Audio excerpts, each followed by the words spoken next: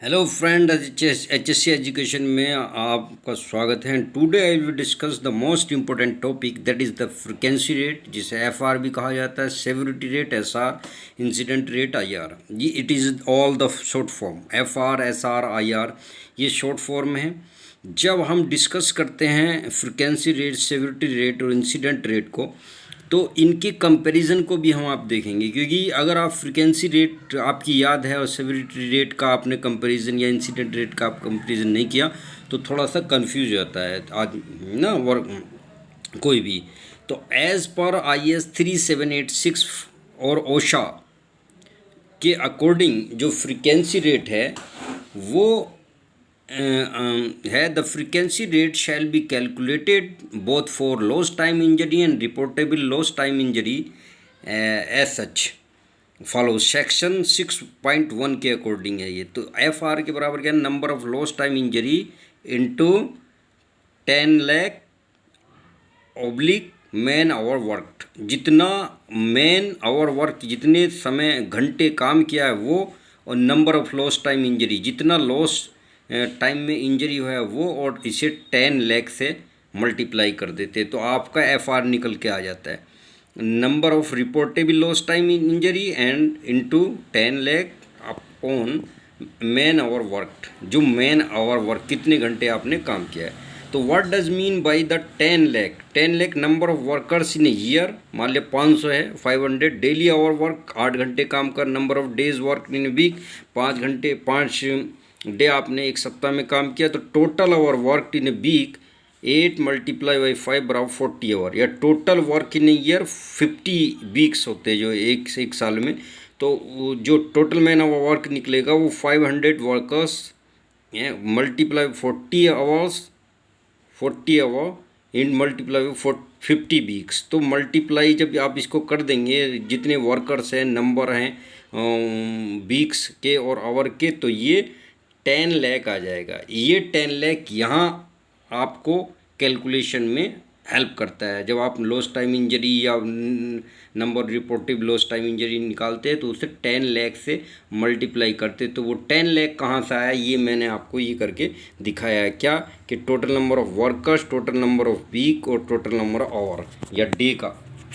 यानी अगर आप एग्जाम्पल लेते हैं मैन आवर वर्क का, तो number of workers multiply with number of days, number of hours, या 5 × 5 × 8 बराबर 25 × 8 बराबर 200 ना। ये 200 जो है घंटे आ गए इसके, 2 × 10 लाख अपॉन 200 यानी 10,000 इसका फ्रिक्वेंसी रेट आ गया।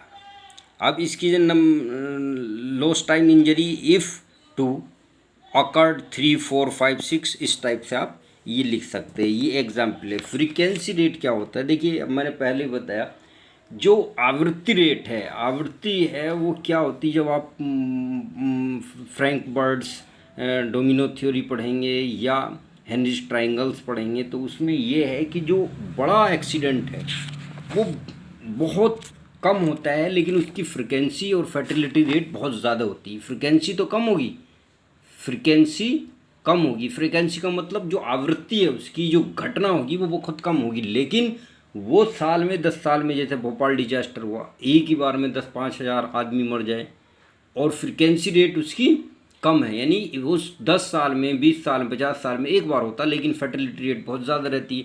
और जो नियर मिस हो रहा है, छोटी घटनाएं हो रही, वो उसकी फ्रिक्वेंसी रेट ज़्यादा है, लेकिन फर्टिलिटी कम होती है, उसमें कम नुकसान होता है। अब आप आ गए सेवरिटी रेट पर। तो सेवरिटी रेट एज पर IS 3786 अकॉर्डिंग टू ओशाज, तो यही है, the severity rate shall be calculated man days lost both of lost time injury and reportable lost time injury. तो सेक्शन 6.2 के according man days loss due to the lost time injury multiply by 10 lakh man hour work, man days loss due to the reported lost time injury 10 lakh upon man hour work. Man hour work of 5 × 5 8 बराबर 2 hour. ये number of days lost time, LTI अगर 4 है तो SR क्या निकलेगा, severity rate 4 × 10 lakh 200 अब SR बराबर 20,000 आ जाएगा। उसमें 10,000 आता है आ रही है, इसमें 20,000 आ गया।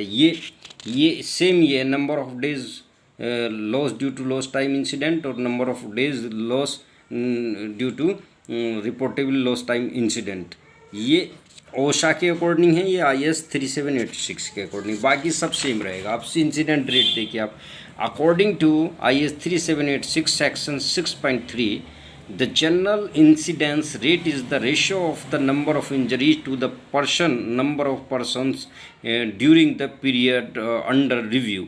It is express the number of injuries per 1000 person employ. 1000 व्यक्तियों में जितना आप काम कर रहे हैं उसमें जो इंजरीज घटित होंगी उसे इंसिडेंट रेट के अकॉर्डिंग निकाला जाएगा। 1000 वर्कर में जो इंसिडेंट इंजरीज होंगी उसको आप कैलकुलेट द इंसिडेंट रेट में भी calculated both for the lost time injury and reportable lost time injuries as follows. तो lost time injuries incident rate कैसे निकलेगा? Lost time injuries incident rate number of lost time injuries into 1000 में निकाला average number of person worked in employ, average number of person employ, जितने worker काम कर रहे हैं उसमें जो लॉस्ट टाइम इंजरी 1000 में हुई है वो कैलकुलेट करेंगे तो आप लॉस्ट टाइम इंसिडेंट रेट है। Reportable lost time incident rate बराबर number of reportable lost time injuries into 1000 upon number of persons employed. कितने व्यक्ति, अगर फर्स्ट डे में 3, 4, 5, 6 आप काम कर रहे हैं तो number of average number of person employed 3, 4, 5 oblique upon 3 बराबर 4 आ जाएगा। 12 को 3 से भाग देंगे तो 3 चौक 12, 4 आ जाएगा। नंबर ऑफ रिपोर्टेबल एक्सीडेंटली अगर 2 है तो reportable lost time injury incident rate 500। इस तरीके से ये आपकी पूरी कैलकुलेशन निकल जाती है। यानी सेम ये आपस में एक दूसरे से कोरिलेटेड। जब आप बात कर रहे हैं FR की, फ्रिक्वेंसी रेट की, सेवरिटी रेट की, इंसिडेंट रेट की, तो ये आपका हो जाता है। तो thank you so much to watch this video. Please like share subscribe. देखिए एग्ज़ाम में ये अक्सर नहीं पूछा जाता लेकिन इनकी डेफिनेशन पूछ ली जाती है क्योंकि इतने एक्सपर्ट वे हैं नहीं, पूरा कैलकुलेशन मतलब कहने के लिए उनको सब है, एक्सपर्ट है अपनी फील्ड के, लेकिन ये नहीं पूछते जनरली। जैसे accident, what is incident, near miss, work related, health क्या है, हज़ार्ड क्या है, टाइप्स ऑफ हज़ार्ड क्या है, फिजिकल, केमिकल, बायो हज़ार्ड से आप क्या समझते हैं, ये ज़्यादा कॉमन चीज़ें पूछ जाती है। ये पूछ भी सकता है तो इसलिए मैंने आपको बता दिया। Thank you so much to watch this video.